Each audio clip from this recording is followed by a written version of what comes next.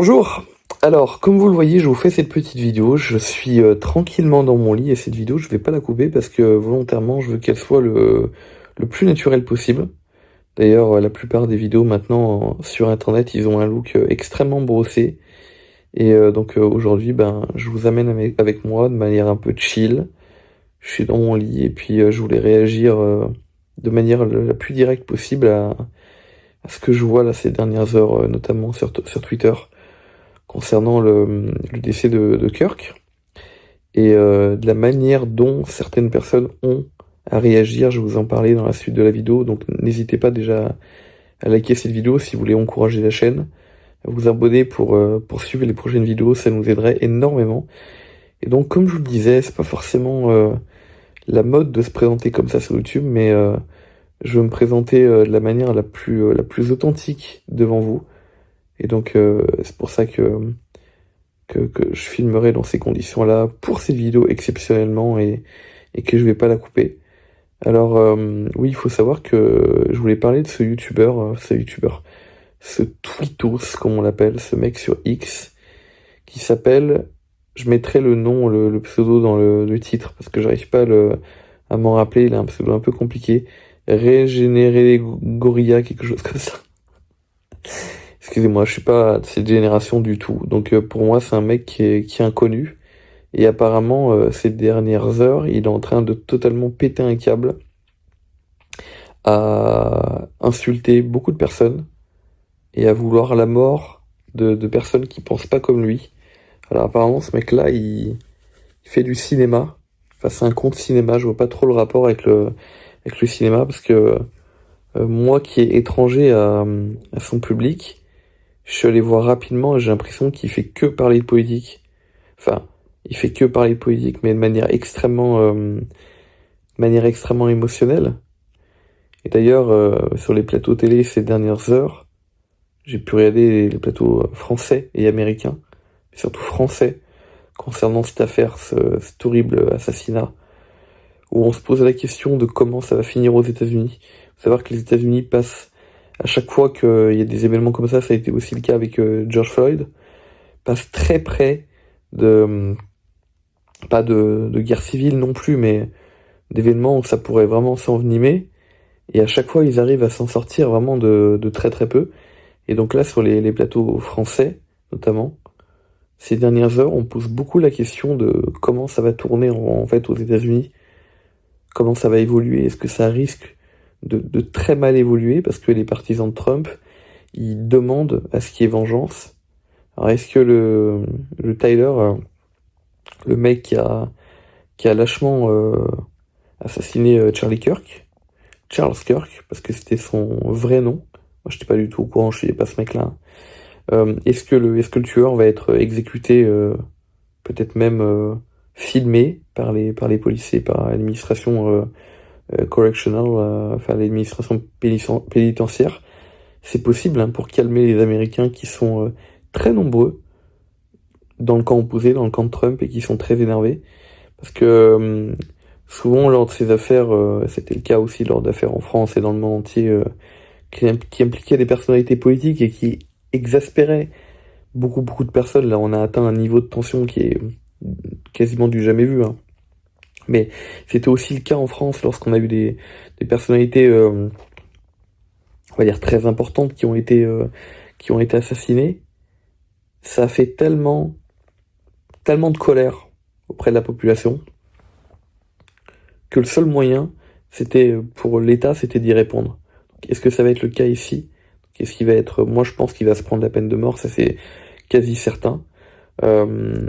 Mais la question qu'on se pose, c'est comment ça va tourner. Parce que cette manière d'avoir une politique qui devienne extrêmement violente aux États-Unis, on voit avec ce mec que c'est en train d'arriver un peu en France. C'est en train d'arriver en France. Et moi, ça, c'est un truc que je comprends pas parce que j'ai fait pas partie de... Il y a beaucoup de jeunes qui sont dans ce mouvement, malheureusement. Les Gen Z ont des bons côtés, hein, par rapport aux boomers, mais ils ont aussi de mauvais côtés. Et je trouve que ça, c'est un des mauvais côtés que je vois, moi, qui est d'une génération entre les deux, qui est ni Gen Z ni boomer. C'est qu'ils ont un côté émotionnel dans le côté politique qui est limite limite sectaires, et qui, en fait, qu'ils acceptent pas que les gens, ils pensent pas comme eux. Alors que moi, quelqu'un qui pense pas comme moi, je m'en fous, quoi. Comme je vous le disais dans la vidéo précédente sur Charlie Kirk, si un mec pense pas comme moi et que je suis sûr et certain que j'ai raison, je lui prouverai par la parole et par les faits, par le factuel, par limite les faits historiques, que moi j'ai raison. Mais la violence, c'est vraiment un acte de lâcheté et qui prouve qu'on est un loser et qu'on est aussi un être émotionnel qui ne vit pas dans le réel, qui vit que dans le dogmatique, limite dans le religieux, dans le sectaire, même s'ils appartiennent pas à une religion, mais il y a beaucoup de gens qui ont fait limite de la politique, je trouve, aujourd'hui. C'est pas trop le cas en Europe, c'est plus le cas aux États-Unis, mais ça commence à arriver, on le voit avec ces mecs-là, en Europe, en France. Ils ont fait de la politique limite à un truc religieux. C'est-à-dire que on va critiquer par exemple un responsable politique qu'ils aiment, ils vont le prendre personnellement comme si c'était leur propre famille qu'on avait tué. Vous voyez, je sais pas si vous voyez ce que je veux dire. Donc je pense qu'il faut se calmer un petit peu. Je pense qu'il faut relativiser. Il y a des choses beaucoup plus graves dans le monde qui arrivent que la politique. La politique, c'est un débat d'idées, mais ça doit pas être une justification à faire le mal. Et ça doit pas être une justification non plus, juste parce que n'importe quelle personne devant nous a des idées différentes. Ça doit pas être une justification à souhaiter la mort de quelqu'un, ou à vouloir de manière incessante, de manière extrêmement forte. Je passe pour un modéré là, hein. Je passe pour un centriste, hein, vraiment. Mais ça doit pas être une justification à vouloir de manière au plus profond de soi-même la mort de quelqu'un. Ça, c'est de la folie, et c'est le cas chez beaucoup de personnes aujourd'hui sur ce qu'on voit là ces dernières heures.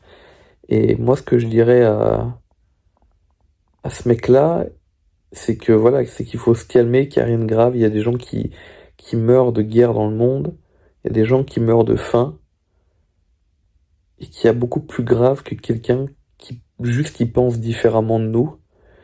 Moi, ce que ça me fait penser, je vous donne juste mon avis, hein, mais ce que ça me fait penser quand je le vois, je me dis c'est quelqu'un qui... Je vais passer pour quelqu'un de faible à dire ça, hein. Je le sais. Mais je vais le dire quand même. Bon, quand je vois ce mec-là dire ce qu'il dit, penser ce qu'il dit, parce que je pense qu'il le pense, je me dis ça doit être quelqu'un qui est triste dans sa vie. Je le pense vraiment. Parce que toutes les personnes que j'ai rencontrées qui avaient réussi dans leur vie, toutes les personnes que j'ai rencontrées qui n'avaient pas forcément réussi dans leur vie, mais qui étaient heureuses, parce qu'ils avaient réussi à pas avoir de l'argent, pas avoir de la réussite professionnelle, mais qui avaient réussi à trouver un certain équilibre qui faisait en sorte qu'ils avaient atteint le bonheur selon eux, selon leur propre conception du bonheur. Ces gens-là ne souhaitaient pas la mort des gens qui étaient différents d'eux. Ça, je peux vous l'assurer. Ces gens-là s'en foutaient. Ces gens-là n'étaient pas dans la haine. Ces gens-là, lorsqu'on les voyait, lorsqu'on les rencontrait, et j'en ai rencontré lorsque j'étais enfant, respiraient la paix et respiraient la joie. Le simple fait d'être avec eux, on se sentait heureux. C'était pas des gens qui propageaient des choses extrêmement négatives, comme ce que je vois ici sur Internet.